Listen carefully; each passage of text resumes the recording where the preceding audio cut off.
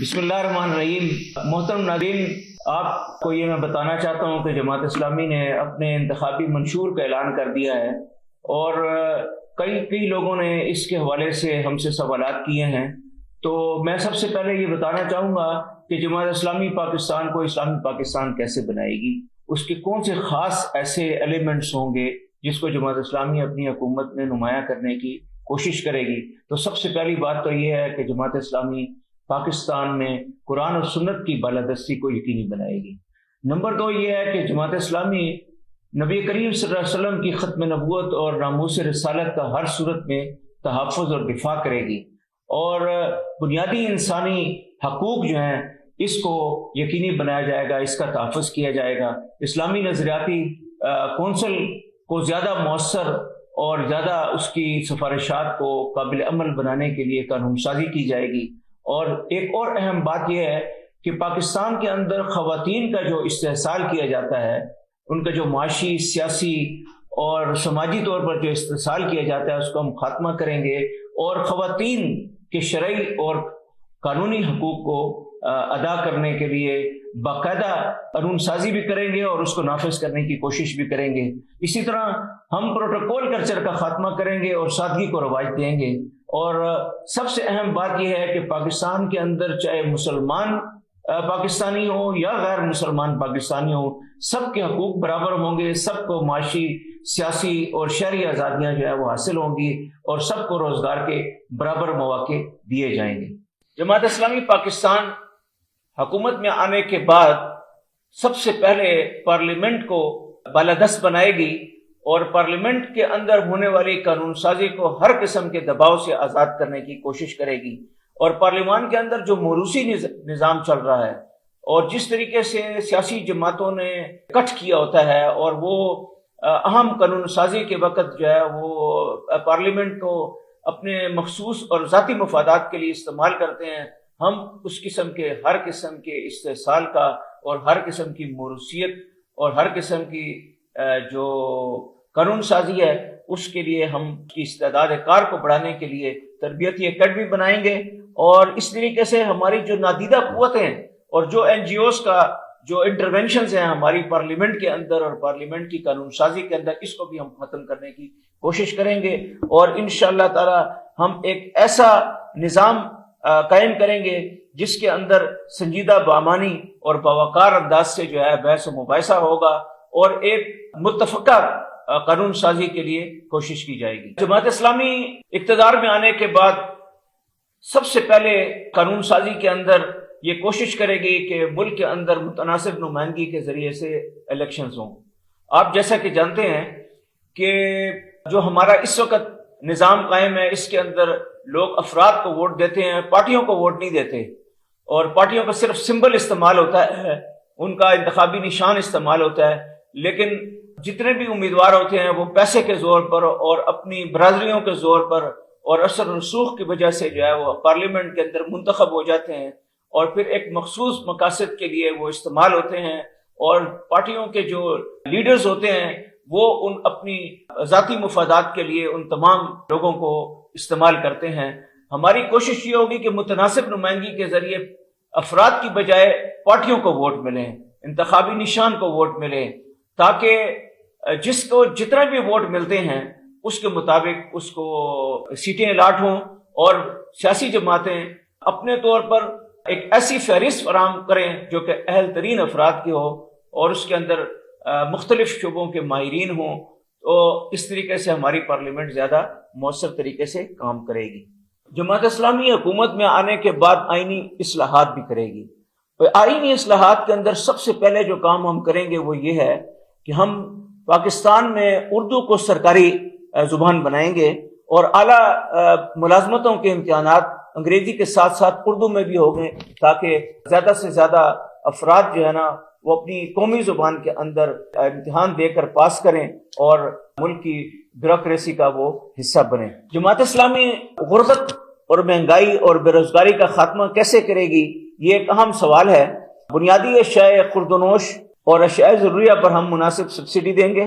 تاکہ غریب اور متوسط طبقے کو جو ہے ریلیف ملے۔ دوسرا یہ ہے کہ ہم اشیاء ضروریہ کی جو قیمتیں ہیں اس کو کنٹرول کرنے کے لیے طلب و رسد پر نظر رکھیں گے، مانیٹرنگ کر کے قیمتوں کا درست تعین کروائیں گے۔ تیسرا اقدام ہم یہ کریں گے کہ بجلی اور گیس کے بلوں میں کمی لانے کے لیے غیر حقیقی ٹیکسوں کا خاتمہ کریں گے اور بجلی اور گیس کی چوری روکنے کے لیے مؤثر اقدامات کریں گے اور توانائی کے متبادل ذرائع اختیار کریں گے۔ اور آئی پی پیز نے، جو نجی کمپنیاں ہیں بجلی کی، انہوں نے جس طریقے سے عوام سے زیادہ بل وصولیات کی ہیں، یہ ان سے واپس لیں گے اور بجلی اور گیس کی ری مینجمنٹ کے ذریعے سے گیس اور بجلی کی فراوانی کو یقینی بنائیں گے۔ اسی طرح ہم بے روزگاری کا خاتمہ کرنے کے لیے نئے کارخانے لگائیں گے اور ذاتی کاروبار شروع کرنے کے لیے نوجوانوں کو غیر سودی قرضے اور قانونی اور تکنیکی جو امداد ہے، ان کو جو جتنی فیسلٹیز ہو سکتی ہیں وہ ان کو دیں گے۔ جو ہمارے ہاں سیاسی بے چینی ہے، اس کو ختم کرنے کے لیے ہم نیشنل ڈائلاگ کرائیں گے، قومی مکالمہ کرائیں گے اور اس میں ہر قسم کے طبقے کو اس کے اندر شامل کریں گے۔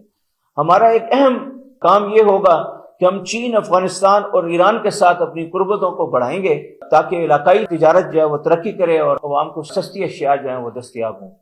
جاگیردارانہ نظام ہمارے سیاسی و مالیاتی نظام کو چلنے نہیں دیتا،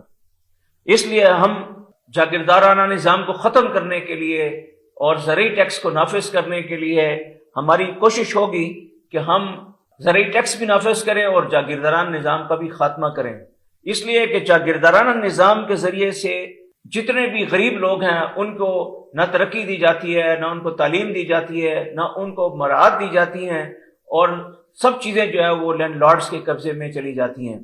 جماعت اسلامی کی حکومت آئے گی تو ہم ان جاگیرداروں کو بھی ٹیکس نیٹ کے اندر لے کر آئیں گے اور ان کی زمینوں کا جو کاشتکاری کی زمینیں ہیں، جو جس کو کہا جا سکتا ہے کہ جو ہماری قابل کاشت زمین ہے اور ناقابل کاشت زمین ہے، ہم اس کا تعین کریں گے اور اس کے مطابق ان سے زکوٰۃ و عشر بھی وصول کریں گے، اور انشاءاللہ ہمیں امید ہے کہ ہم لینڈ ریفارمز کے ذریعے سے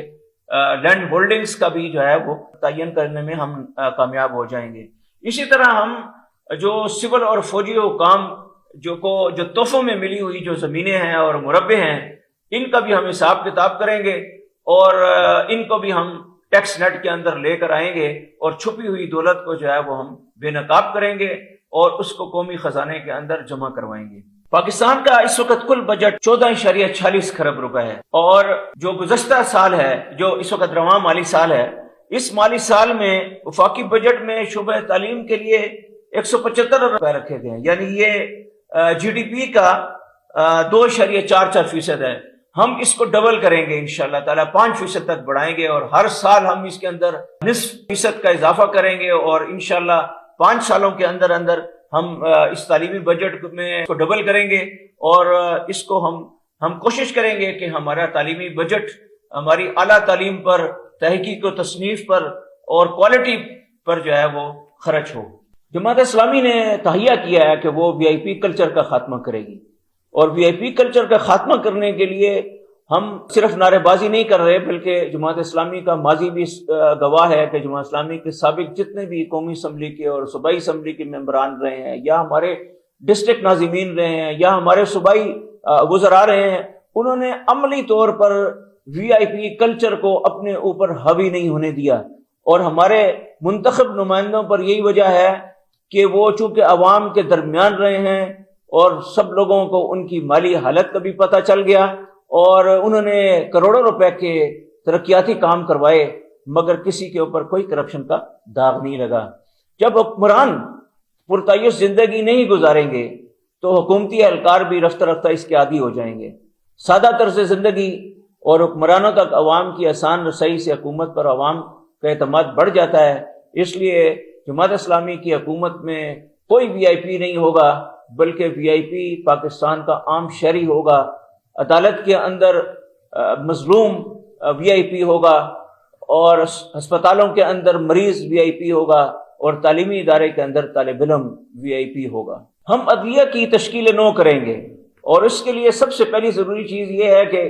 اس بات کو تسلیم کر لیا جائے کہ ہمارا عدالتی نظام قانونی طور پر اور انتظامی طور پر عوام کو انصاف دینے میں ناکام ہو گیا ہے۔ ہم کوشش کریں گے کہ قوانین کے ساتھ ساتھ عدالتی طریقہ کار کو بھی آسان بنائیں، اور اسی طرح ہم یہ بھی کوشش کریں گے کہ ججز وکلا اور عدالتی عملے کو ہم اخلاقی تربیت بھی دیں گے، کیونکہ یہ عام طور پر دیکھا گیا ہے کہ عدلیہ کے اندر جتنی کرپشن ہے وہ شاید اور کسی جگہ پر بھی اتنی زیادہ کرپشن نہیں ہوتی۔ شاید پولیس کا یہ ایک ادارہ ایسا ہے جس کے اندر عدالت سے بھی زیادہ مالی طور پر کرپشن کے شواہد نظر آتے ہیں۔ ہم کوشش کرتے ہیں کہ انصاف ہوتا ہوا نظر آئے، اور انصاف ہوتا ہوا اس وقت نظر آتا ہے کہ جب امیر اور غریب کے لیے عدالتوں کے دروازے برابری کی بنیاد پر کھلے رہتے ہیں، اور انصاف سب کے برابر ہونے کا تصور بھی صاف نظر آتا ہے۔ عدالتی نظام کی مانیٹرنگ اور سپرویژن بھی کریں گے کہ تاکہ عدالت کے اندر سے جو عدل و انصاف کے اندر رکاوٹیں ڈالنے والے ہیں وہ بھی سامنے آ جائیں تاکہ حکومت ان کا محاسبہ کر سکے۔ ہم سے لوگ سوال کرتے ہیں کہ غیر ترقیاتی اخراجات کو آپ کیسے کم کر سکتے ہیں؟ ہم ان کو بتاتے ہیں کہ غیر ترقیاتی اخراجات ہوتے کیا ہیں۔ غیر ترقیاتی اخراجات قرضوں اور سود کی ادائیگی میں چلے جاتے ہیں، دفاعی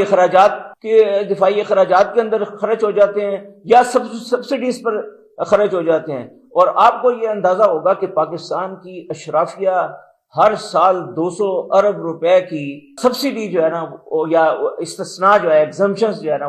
وہ خاموشی سے ہمارے خزانے سے نکال کر لے جاتی ہے۔ اسی طرح ہمارے وفاقی، صوبائی اور دفاعی اداروں کے غیر ضروری اور غیر ترقیاتی اخراجات بھی ہم سب کو نظر آتے ہیں۔ ہم کوشش کریں گے کہ ہم اس کے اندر 30% تک اس کو منجمد کر دیں اگلے کم از کم 3 یا 4 سال کے لیے، اور جماعت اسلامی پروٹوکول کلچر کا خاتمہ جب کرے گی تو اس سے بہت زیادہ قومی دولت جو ہے وہ ہمیں حاصل ہوگی، اور یہ قومی دولت جو ہے وہ ہم عوام کے اوپر خرچ کریں گے۔ اسی طرح ہم نے یہ بھی طے کیا ہے کہ موجودہ اور سابقہ جتنے سول حکام اور ججز ہیں اور یہ ہمارے سرکاری افسران ہیں، ان کو جو مفت سہولیات حاصل ہیں اربوں روپے کی، یہ سہولیات ہم فوری طور پر ختم کریں گے، اور مہنگی گاڑیوں کے استعمال پر بھی پابندی لگائیں گے، اور غیر جنگی اخراجات جو ہیں اس کے اندر بھی ہم کمی لے کر آئیں گے، اور حکومتی سطح پر سرکاری وسائل اور فنڈز کا جو غلط استعمال کرنے والے افسران ہیں ان کا ہم زبردست طریقے سے محاسبہ کریں گے۔ ایک ہم سے لوگ سوال پوچھتے ہیں کہ آپ اقلیتوں کے حقوق کا کیسے تحفظ کریں گے؟ ہم کہتے ہیں کہ اقلیتوں کے حقوق سے مراد وہ تمام انسانی اور شہری حقوق ہیں جو ملک کی اکثریتی مذہب کے ماننے والوں کو حاصل ہیں، مثلا تعلیم کا حق، کاروبار کا حق، انصاف کا حق، صحت کا حق، روزگار کا حق، عزت نفس کا حق اور ووٹ کا حق۔ یہ سارے کے سارے اقلیتوں کو ہم برابری کی بنیاد پر دیں گے، اور معاشرے میں جو غیر مسلم اقلیتوں کے ساتھ غیر قانونی طور پر جو امتیاز برتا جاتا ہے اس کی شریعت اسلامی بھی اجازت نہیں دیتی، اور جماعت اسلامی کی حکومت بھی اس کی اجازت نہیں دے گی۔ ہم سے لوگ سوال کرتے ہیں کہ ریاستی اداروں کی مداخلت کو آپ کیسے ختم کریں گے؟ ہم کہتے ہیں کہ جماعت اسلامی ریاستی اداروں کی حکومتی معاملات میں مداخلت روکنے کے لیے ریاستی اداروں کے دائرہ اختیار، حقیقی ضروریات اور غیر حقیقی مطالبات کا تعین کرے گی۔ حکومت کا مطمئن نظر حکمران جماعت کی دھاک بٹھانا نہیں ہوتا، بلکہ ریاست اور معاشرے کی شیرازہ بندی کرنا ہوتا ہے۔ جماعت اسلامی سیاسی اور ذاتی مفادات کو پس پش ڈال کر تمام ریاستی اداروں کے ساتھ بہتر تعلقات اور ہم آہنگی کی بنیاد رکھے گی اور اس میں توازن پیدا کرے گی۔ آئین کے مطابق ہر صوبے کا اپنے وسائل پر اختیار کا مطلب یہ ہے کہ کوئی صوبہ ترقی اور خوشحالی سے محروم نہ ہو۔ جماعت اسلامی پاکستان نے اپنے انتخابی منشور میں 4 صوبوں اور آزاد جموں کشمیر اور گلگت بلتستان کی خوشحالی کا نقشہ پیش کیا ہے۔ جماعت اسلامی چاہتی ہے کہ قومی وسائل کی منصفانہ تقسیم ہو تاکہ ہر صوبے میں برابری کا تصور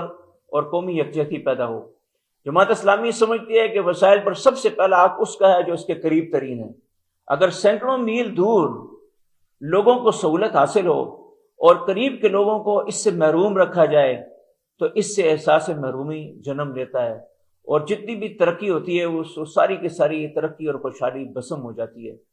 جماعت اسلامی کی حکومت صوبوں کو خوشحال بنانے کے لیے یکساں نظام تعلیم، یکساں نظام صحت، شاہراہوں کا جال اور مضبوط انفراسٹرکچر دے گی۔ جماعت اسلامی پاکستان میں نئے انتظامی صوبے بنانے کی حامی ہے، لیکن لسانی یا علاقائی بنیادوں پر صوبوں کی تقسیم کی مخالف ہے۔ انتظامی بنیادوں پر ہم صوبہ پنجاب کو بھی تقسیم کر سکتے ہیں، شمالی وسطی اور جنوبی پنجاب میں، اور بہاولپور کے صوبے کی بحالی کے بھی حامی ہیں، کیونکہ یہ 1 یونٹ بناتے ہوئے صبح باولپور ختم کر دیا گیا تھا۔